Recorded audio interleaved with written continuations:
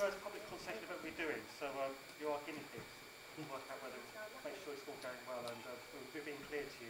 So what we want to do is, I'm going to talk for about 15 minutes and do a bit of a presentation on what it is we're talking about, and then kindly Carol Richards from St John's Church is going to sort of chair a bit of Q&A with us. So that's the idea. We're live streaming this. Always happens, doesn't it? It's like typical, isn't it? Am I pointing it there or there? There. Oh, no, I was off, I think. There we go. First time's blank. Okay, the Red Crate.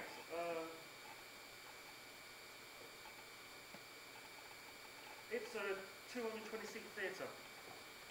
Here it is here, and it's built by Stephen Tompkinson.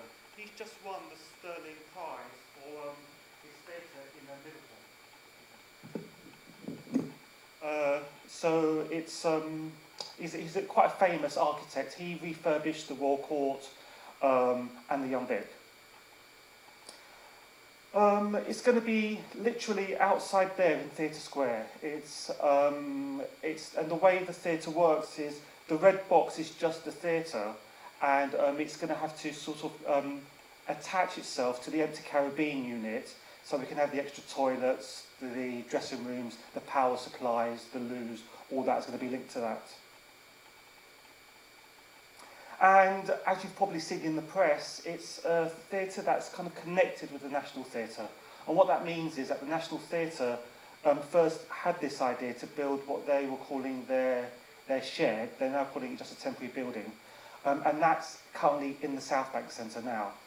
And this will be a replica of that theatre, exactly the same design, same shape as that one there. And there it is at the South Bank, their temporary building.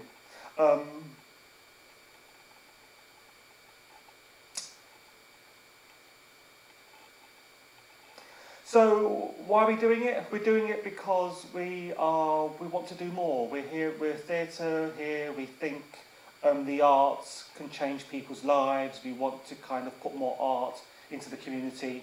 And we're currently playing at really high percentages. We're having a very good year, and we're up until this point here, we're just over 90% capacity on our work. So we're constantly turning things away, and we can't do as much as we want to. So we want to be able to do more.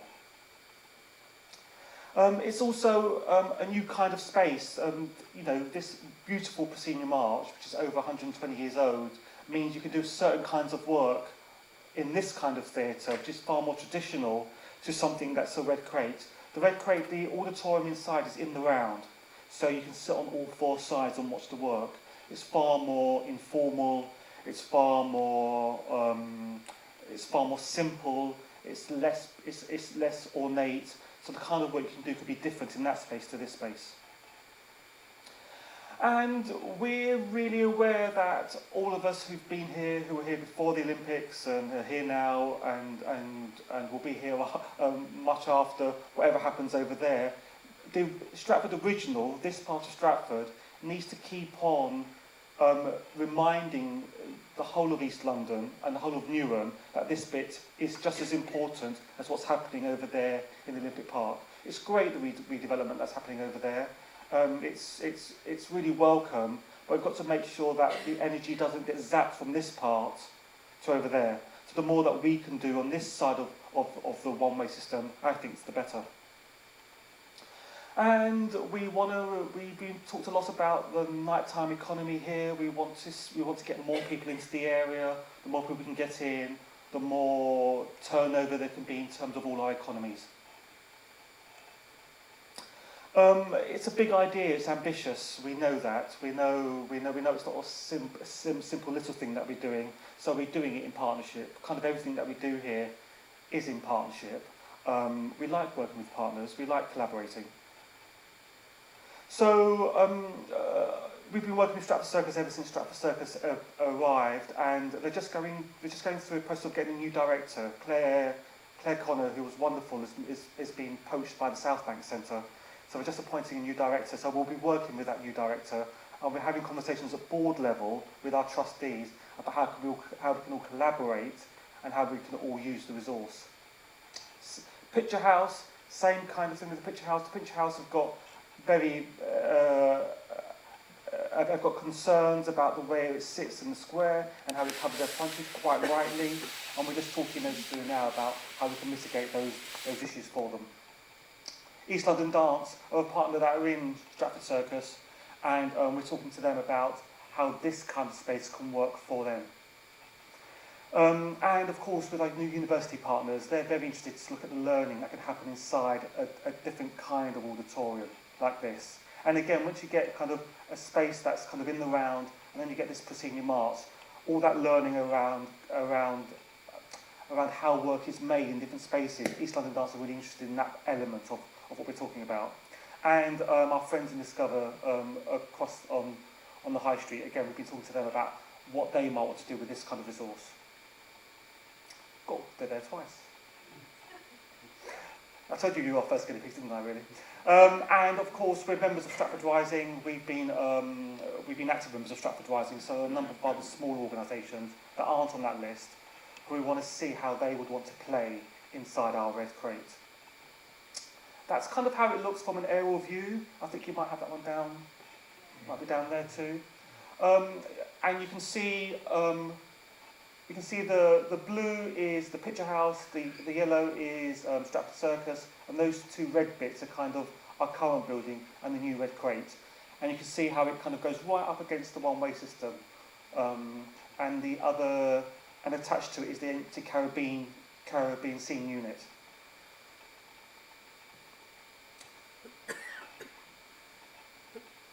Well, of course, it's slightly obvious this, we're doing it for 65% of our audience at the moment come within a 5-mile radius of this theatre.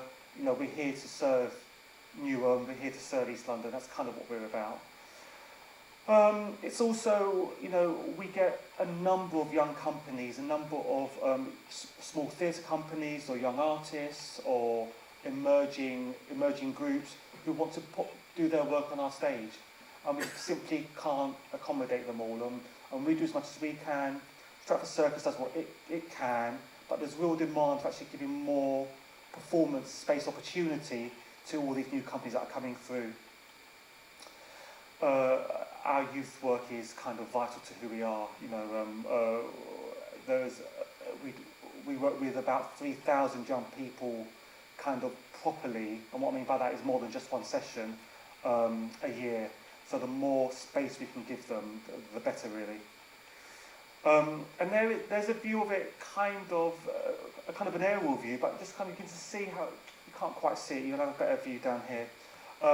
How just the scale and size of it, and how it compares to the other 3 buildings, but also interestingly how it's going to compare to the new Telford Homes building, which is just happening on the corner of Angel Lane in terms of its scale and size. I talked a bit about this at the beginning. The way it works is the Red Crate has got no front of house facilities, so we have to kind of make use of the empty Caribbean scene unit and turn that into a bar, cafe. We have to do that because we need toilets, we need electricity supplies to come through there. We also need it from a very business point of view. We need to try and make some money out of the bar and catering operation to pay for the art on stage, otherwise the economics don't add up. So it's a very clear business challenge we have, and the Caribbean scene unit is really important for us in that. Just the practicalities of it, really. We hope to go to planning early in the new year, and depending how that goes, what happens there, depending on what happens there, it's about a 9-month build on site. So depending on when planning happens, that's why it's a bit vague, about 15, 16. We might get the whole, if planning agree and we can raise our fundraising, it might be ready, it might be up by this time next year, it might just go into early 16. We've said it's a 10-year plan, and the reason we've said that is because it's been designed as one of these kind of sort of modern, a pop-up. They call it a pop-up, a temporary build. The thing is, it's kind of, once you go past the year of the life of a building, then it's permanent. So technically it's a permanent building. But we've talked about it being there for 10 years, only because we wanted to acknowledge the fact that this area is still changing and it's still redeveloping and reforming itself. And in 10 years' time, this might be the right thing still, or it might not be. And we don't want to kind of we don't want to commit to this bit of the cultural quarter with that building after 10 years' time. It might be fine, but there might not be someone else that might have a better idea after 10 years. Who knows? It's going to cost £4.5 million. That's the big one. £4.5 million. Is that a lot? It's kind of and we are going to raise the fund. We're going to raise those funds. That's for us to do. And then the challenge we then have is once we've raised the £4.5 million is then finding the right kinds of monies to pay for the work to go on in the crate once it's opened. So that's our challenge. I mentioned it slightly earlier before. The kind of nighttime economy kind of drives me mad. It's the thing that I'm slightly obsessed by. I live in West Ham Lane, and I've just seen Mondo's. It's just closed down. Mondo's, the restaurant, is just closed down.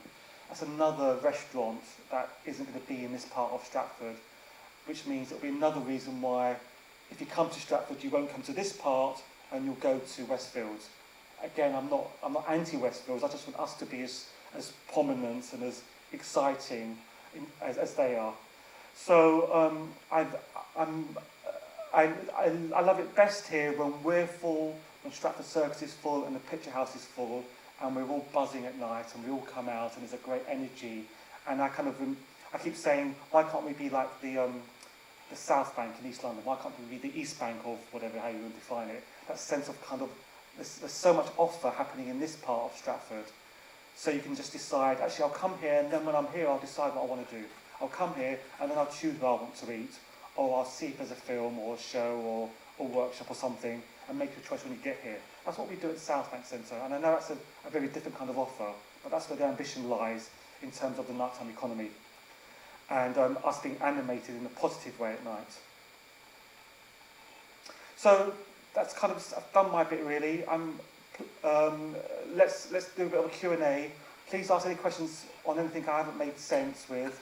You've got cards which you were given to fill in, and also do the website. Thank you very much. So I'd like to invite Carol. Carol's the Assistant Minister at St John's Church, and she's the Chair of the Stratford Town Forum. Hello Carol, thank you for doing this. Hello. Oh, well, I couldn't resist, really. The chance to come along, stand on the stage here and ask all the awkward questions. Okay, I hope you're ready for this. I am. I have to say, in Stratford, this has caused a lot of comment. And I have been listening to what people have been saying, and what I have heard, the questions, the comments, I'm now going to put to you. Please do. And then I'll come and ask people if they've got any other questions that haven't already been raised. Kerry, it's so big. It's just big, red and ugly. I don't think it's ugly. I think it is very big and it's very red and it's very dominant. It's not. It's actually the smallest building in the cultural quarter. I mean, the theatre's bigger, Stratford Circus is bigger, the Picture House is all bigger. I think it looks very big there, and it is a prominent building. You can't get past that. And it's about how it's a unique building. And for me, I think it's going to help make the area. It will help place make this part of Stratford. What do you mean by place make? Well, sorry, yeah. I mean, it'll be one of those iconic things in an area that people kind of will use to navigate themselves around the area. Okay, but it's going to completely obscure the view from Angel Lane. I mean, this is our history here, and we love the view, and it's going to sit right in front of it. Yeah, I know. Yeah, well, thing is, I mean, I remember Angel Lane when Angel Lane wasn't Angel Lane, and now it's a big sort of two-way traffic, sort of fast road. You're going to tell me about the Lennon cellars, aren't you? No, I'm not. On Actually, Angel no, Lane. No, I'm not. And the thing is, the view from Angel Lane isn't. Oh, is that our Twitter feed going up? Very good. The view from Angel Lane isn't kind of what it used to be, because the whole point of the ring in Angel Lane, that was to kind of frame the Theatre Royal, wasn't it, that ring? But no one actually comes down Angel Lane in that kind of way. And you know, it's in front of our building, and we've talked about it a lot with our trustees. And I think, actually, if you look at it here, you can still enjoy our frontage, you can still enjoy the front of the building, and what it does also do, it creates an avenue, which actually is maybe a better idea than what we've had at the moment, which is we've tried for a long time to try and animate that square, make that square something, and it's never quite worked because it's too noisy, there's too much traffic. So actually, I think it's different. It's a different outlook on it, but I think this is just as exciting than what we've had so far. So it's, yeah, I mean, granted, it's not the Angel Lane that it was that people talk about from the 50s, yes. And granted. Also, you know, back in the day, you know, you could get a train from Liverpool Street, and on the train, as it whizzed past, you could see the theatre on the train and stuff.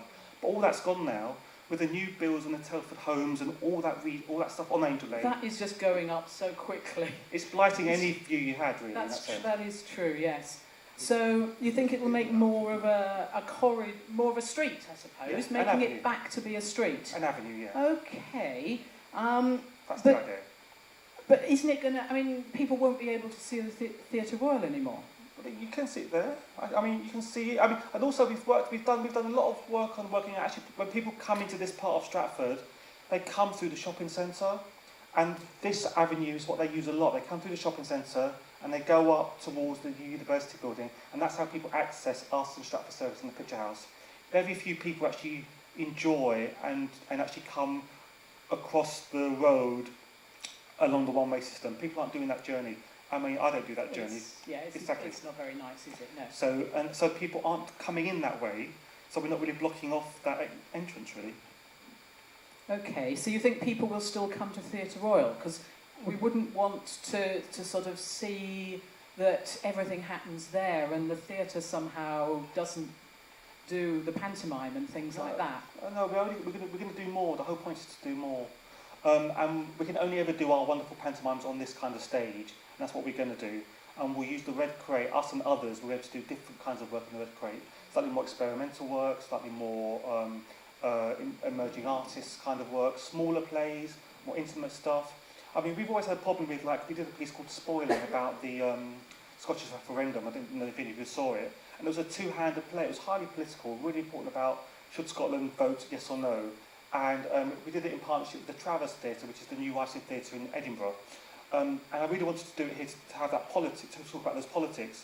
And what we had to do was, we had to do it on stage and bring the iron in and turn this big auditorium into a small auditorium to do that small play. And that's a bit perverse, sort of unusing half the building.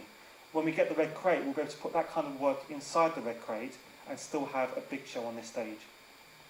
But, I mean, we don't want to see the existing, we've got quite a lot with the Theatre Royal and with the Stratford Circus and all these things. I mean, we wouldn't want to see that, you know, the Stratford Circus closed down or anything like that, because, and is there enough work out there? Because it's going to be competition, isn't it? Yeah, God, nobody wants to see Stratford Circus closed. No, we all want to thrive, and we all want to help each other to thrive. I don't see why we can't be a vibrant artistic community like there is in South London or North London or West London. I don't know why we're content with only having one theatre, and one theatre is enough for us when we're in such a highly populated, tense. There are a lot of people here, and there's absolutely enough people to kind of serve all of us and more. And also, you know, we've got one of the lowest arts engagement numbers in the entire country. You know, in theory, less people in this part of the country engage in the arts than in West London and South London, and that has to be because we haven't got the resources here for them. We know that people don't travel, but you know what? You know, you go along the cut in Waterloo. There's 4 theatres there. There's 5 of them, and they're all thriving really well. Why can't we have that? Okay, but can we afford it? It's very expensive. I mean, that's an awful lot. Where's the money going to come from? Are you going to go through all this process and then find it sort of Well, we'll it only doesn't happen? we'll only start building once we've got the cash. I mean, we're a charity. We're not gonna threaten the business operation of this building to build that one. We have too many people who are looking after us and looking over us for that to happen. You know, we have public funding from the Arts Council and others, so we have a responsibility for due diligence. So we're not going to get that wrong, and we will only build it if there isn't an appetite for the fundraising, then we won't build it. You know, if there isn't a sense of people wanting to invest in it, then it won't happen. I would say though, we've started talking to a number of trusts and foundations and corporates, and it's really warm. It's really warm. Famous last words, but it's not going to be particularly easy. But I think there's enough appetite. People are getting the big idea, the ambition of it, and I think the fundraising should come through. Okay, but you've been fundraising a lot for the statue Yep. for Joan Littlewood, Yep. and you know we're really keen on that. Yeah. That is great. But where's it going to go? Because I thought it was going to go in that space there. Really good question. Yes, it's going to go. Joan's going to go here with her back to the theatre, looking out. That's where Joan's going to go. But she's going to be looking at a red wall. No, she'll be looking at a street of people. Okay.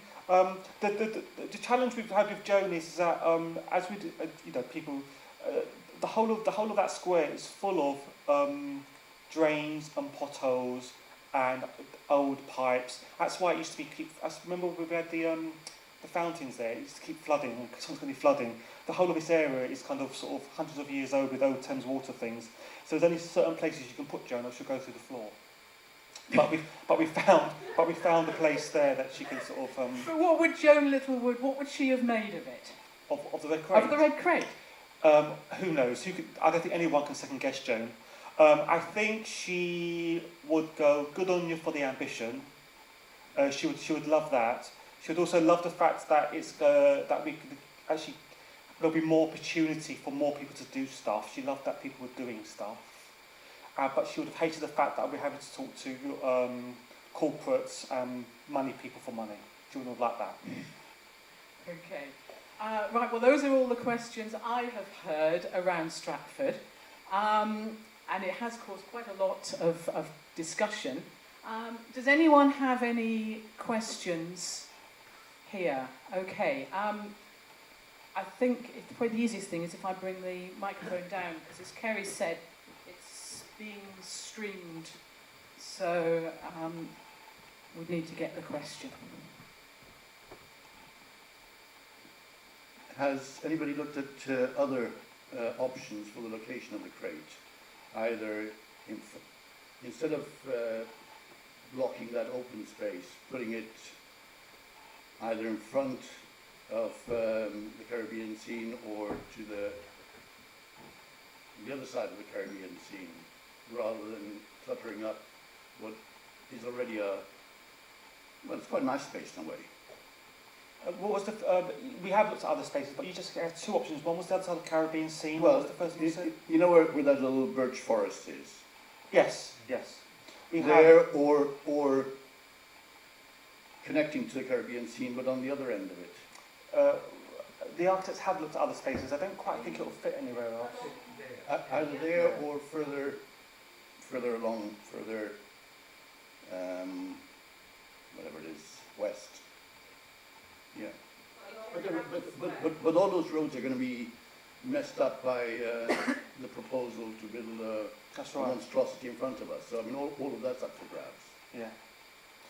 We'll keep asking the question. I think there isn't another a place for it. That still makes it feel like it's part of us and part of the cultural quarter. But we will ask again. I think there are issues around the whole of that area. There are a number of plans, aren't there, to do even more towers along there. And I suppose you're just tying in this to that. But I'll take the point. Yeah. I can actually put a little bit of thought where you're saying about where the trees are, because one of the plans apparently is to change the gyratory. And when you've got traffic going both ways, the entrance to the car park will actually, as you're coming it's hard to imagine. And I am not going to stay in Stratford over the night when they go two-way. But if traffic is then coming round this way, it'll then be accessing the car park from here.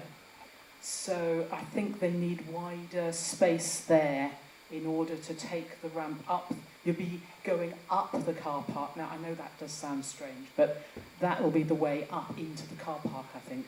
But I'm not sure that's the complete answer, but that does mean they need a bit more space there, apparently. Did you have a question, sir? Hi. Hello. I live in the J. Raffles Square building, and my concern is the noise that the cafe/bar is going to create. So at the moment, with the theatre, whenever performance finishes, everyone pours out onto the square. They all go to grab a drink and they stand outside. Yeah. And my window is literally right up there. Yeah. And that carries on until 11 o'clock, and even then people don't leave, they just stay there.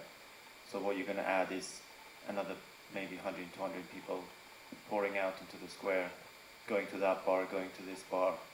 I can see from the picture it looks like you got some chairs outside as well in the cafe. Yes, that's right. You- How was it? you cannot- huh? Oh, sorry, go on. You will be surprised how well people can hear inside my flat. I live on the 4th floor. People having regular conversations, the noise travels up, and you can hear absolutely everything. What was it like when the Caribbean unit was in use? What was it like then? Were you living there then? I wasn't living there then, but No, fine, yeah. from what I've heard, it was quite bad and it was quite noisy, and people were regularly going down and complaining all the time. Cool. Okay. Well, it's a real issue for us. We absolutely understand where you're coming from. We've kind of been aware of it from day one. We will have to do whatever we can, to make sure the unit is insulated as best we can. Otherwise, there's no point us doing it and making your lives a misery in terms of when you're in the unit. I remember they were having big parties in there and a big bands, and they were like really pumping it up, and I'm amazed they got away with that. But I'm assuming it was because it was insulated okay, but maybe it wasn't. Maybe it was Sorry, terrible. what they did was they opened the doors to attract passers-by, Yeah. and they weren't supposed to. The rules were there, they just weren't enforced. Fine. We have no interest in breaking any of those rules. It's really important that we kind of play by the book. Newham, as licenses with Newham, there's no point in us kind of sort of going against their will, so we won't break those rules. The other thing that we are doing is that we're part of a working group to look at the public realm around Jerry Raffles Square, and one of the plans that we're looking at, we've got a team of architects to look at from the Caribbean unit right the way around Jerry Raffles Square, right down to where the new subway is. That whole area is a bit grisly and a bit grim. And we've got a team of, and we're working, the Mayor of London, Boris's Mayor of London, has got a new fund that we're going for. And if we get that money, it means that we can look at kind of making all that better. And one of the big elements in that is the acoustic stuff. To look at what we can do about canopies or whatever, so the sound doesn't kind of go up like that. And we kind of sort of, we soften it down. So that is on our plans because we get it. It'll be exhausting, wouldn't it, if we cause more noise and you guys are constantly complaining about us and there's a constant tension there. The best way is to get some intelligent people who know about acoustic and sound design and get them on side to make that all a bit better. That's our plan.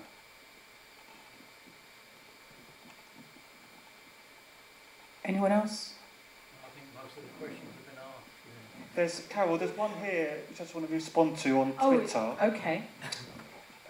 Jim says, the shed has very poor sound installation, not so bad in South Bank, but Stratford traffic noise, a real issue, ?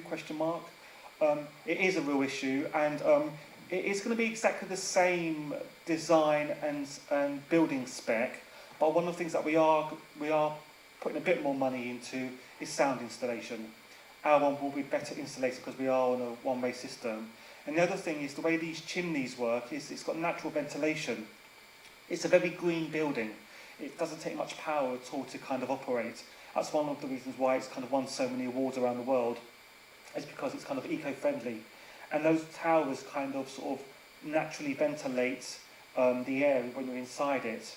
But what it does do from these little vents here it draws in the outside air and sort of sucks it in and takes it out through the chimneys. But they've had to do a lot of work to make sure it doesn't suck in the air from that side, which is where all the traffic fumes are, and it sucks in the air from this side, which is slightly cleaner inside that. We've got some more questions up here, actually. The National Theatre's shed has pretty uncomfortable seating. Oh dear. Some sightlines are poor, so is it going to be better than that, Kerry? Well, you'd hope so, wouldn't you, really? You'd hope the second time round we can sort of make things better. It'll be our own seating, that'll be all ours, so I suppose that's all about the height of the seat and where you place the seat for the bad sightlines. So we'll definitely have a look at that. We should actually sort of, where is that one? We should actually, yeah, we'll definitely put that on the list to have a look at, absolutely. Yeah. Okay, well, it's good to learn from one that's already there. Of course, yeah. Yeah, we can do better. Yeah. This is Stratford. We can do better. Absolutely. Any more questions? If the, I was going to say, the red crate hadn't existed, If the red crate hadn't existed, would you have gone ahead with another plan? In other words, that wasn't there, it wasn't on the South Bank, and it didn't exist. What would you have done? That's a really good question. I don't know specifically what we would have done, but we have been for the last 2-3 years thinking we've got to change the game here. We've got to kind of up the stakes. We've got to kind of punch harder, because there's a few things that we're aware of. One is funding from governments, whether they're local. Newham are being bashed by central government. So they haven't got much money. They're losing lots of their funding from central government. The Arts Council keep telling us there isn't much money, there's going to be less and less money. So the more self-sufficient we can become, the bigger we can become, the stronger we can become, has to be the way we kind of move forward with things. So we've been talking for the last 2 or 3 years about the big idea. What would the big idea be? How can we draw more attention to ourselves? How can we have more turnover? How can we grow the business so we're not as delicate as we are with just one space? So I don't know what the idea would have been, but we would have had to find something just to grow our muscle. Yeah. As I said, I like the idea, but I don't particularly like the red crate. So the physical red crate. Yeah. I think you said the architect, because we've been to Liverpool. Was that the Everyman Theatre? Yeah. That's a wonderful theatre. Yeah. But it's slightly different than what I'm saying there. And the point about people not seeing the square. In fact, the buses come over that bridge, and at night, and the bus stops there. That's right. And one of the best views you get at night, it's this lovely view with the lighting at night. It's a shame. Yeah. I hear you. I do understand what you're saying. Right. Did you have a question first, and then at the back there? Hello. You mentioned it being a sister building to the one of the national, a kind of growing relationship between them. Will that be reflected in the work put on the tour? I mean, will there be work from the national transferring to here and the other way around as well? We've talked about the possibility of doing that kind of thing, because exactly the same kind of architecture inside. We'll be able to transfer things because they'll be the same. What we haven't done is kind of put a gun to anyone's head and say we must transfer 2 shows a year or 1 show a year, partly because it kind of doesn't quite work like that when you're creating work. Also, they've got a new director, Rufus Norris, who's just started now, and he's just going to start his first year's work literally in about a few months' time, and no one wants to kind of force him to do anything because he's a new artist director. And also, I don't want to be forced to take some of their work here if it's not right for us, and vice versa. But what we have had is we've had a wonderful growing relationship with them. It kind of started, I don't know, you might not have gathered it, but in the West End, the ceiling fell in on one of their shows, Curious Incident. When that ceiling fell in, because we have a good relationship with the National, I got a phone call from them, and they were like, look, we've got all these actors, they're on salary, but there's nowhere for them to do the show. So then I called Robin at Newham, and then we got the Town Hall, and we were able to put on their show at the Town Hall for 2 weeks, and it was free performances for all our school kids, plus some others. And we just did that because we know each other and we're good friends with the National now. And they wanted to kind of keep their actors busy doing the show. Also, they didn't want to waste all that resource. And so that was a really good example of how the relationship is really quite nice. And that will just kind of get better and better. They've also got a programme called Connects, which is their Young Writers Playwright Festival thing. And we're going to be the East London hub of that. So we have quite a lot of national young people's plays happening here, then going on to national. Just two examples of how things are getting, how collaboration's happening organically. And I think we just want to kind of carry on doing that, I think.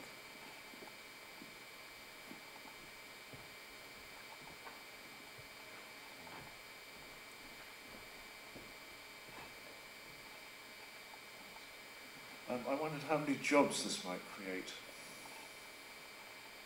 That's a really good question. How many jobs will it create? Well, it will need staffing, won't it? There'll be. I don't know the figure to that, and thank you for asking me that question. We must go away number crunch. It will create jobs, of course. There'll be a whole theatre to run. There'll be the bar and cafe. All that will need all that resourcing, ushers, technical teams, and then it will be all those extra actors that we need to put on all those extra shows, and those directors and designers. So there will be another ecology going on there. But I haven't got the exact figure, but I will get that figure because that's a really good one to have, isn't it, really? Thank you. Thank you. Sorry, I didn't see the beginning of the presentation, so That's okay. I'll come back for one of the others.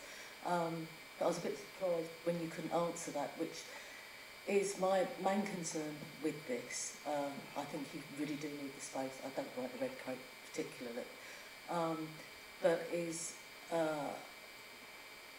you're talking about a decreasing subsidy picture, but perhaps trying to get a bigger share of a smaller cake. This is to me, this looks like a massive revenue commitment. And if you don't know how many jobs it's going to make, I suspect there isn't a massively strong business plan in place yet. How is the business planning going? And yeah, I just wouldn't like to see this to be the thing that breaks you. Yeah, completely. There's a 3 and 5 year business plan in place, and all that is there. We've done all the number crunching, and we've worked out how we need to sustain it over the next 3 years and how much resourcing it needs. So we have all that information. What I don't have is how that equates into hours and jobs. So I don't have that bit of the. Haven't got that bit of information. But we know we can. We know we can afford it, and we know we have to keep affording it past the initial excitement of it. But it's the same as, you know, this building and the whole business model is every 3-5 years we have to review how we make it work, and we've been shifting all our business model from a highly dependent subsidised model to a far more kind of earned income model. So our box office is working harder for us.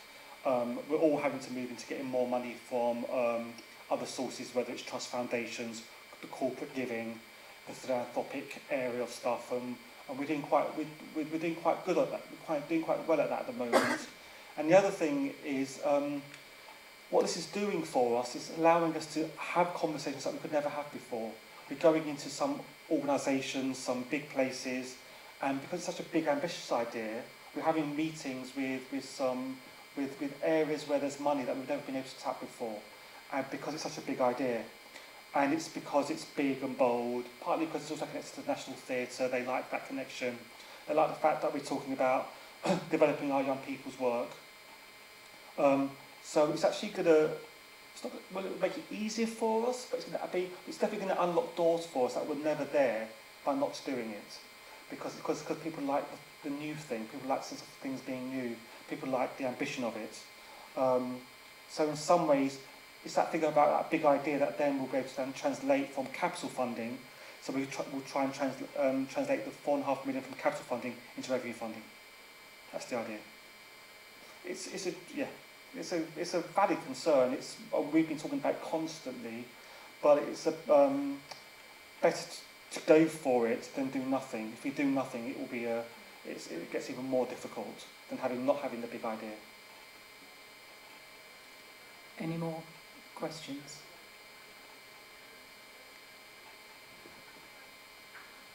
Okay, well, I was very happy to come along and ask awkward questions, and they were genuine questions that people are asking around the town. But I did ask for the opportunity to actually put my own personal views, and I'm actually really in favour of it. I chair the Stratford Town Centre Forum, which is the local businesses and other organisations in the centre of Stratford, and I live in Stratford. So I work in Stratford, I shop in Stratford, and there is a real problem that this side of the railway line becomes old, tired Stratford. And I love the fact that this is exciting, it's innovative, it puts us on the map. And I can see the conversations sort of happening in the future. And someone says, oh, this red crate in Stratford. Oh, well, the Olympic Park. Yes, of course, you can imagine they're going to do this sort of thing. No, it's not the Olympic Park. Or Westfield, it's bright, it's shiny, yes, you know, there's open space there, it's going to be wonderful. No, it's not Westfield either. It's the old original Stratford. What? And I want us to sort of be able to hold our head up high and be sort of partners and not the other bit of Stratford we don't go to. So that's why I'm actually in favour of this, because I think it is really good for original Stratford. Let's hear it for original Stratford. Okay, thank you, Carrie. Thank you, Carrie. Thank you very much, everyone. Please fill in the forms. Please give us any other comments. Well, there's a couple of things that we will pick up on, a couple of good questions that we'll put on the list to make sure we sort of work through as plans develop. Thank you very much, everyone. Thank you.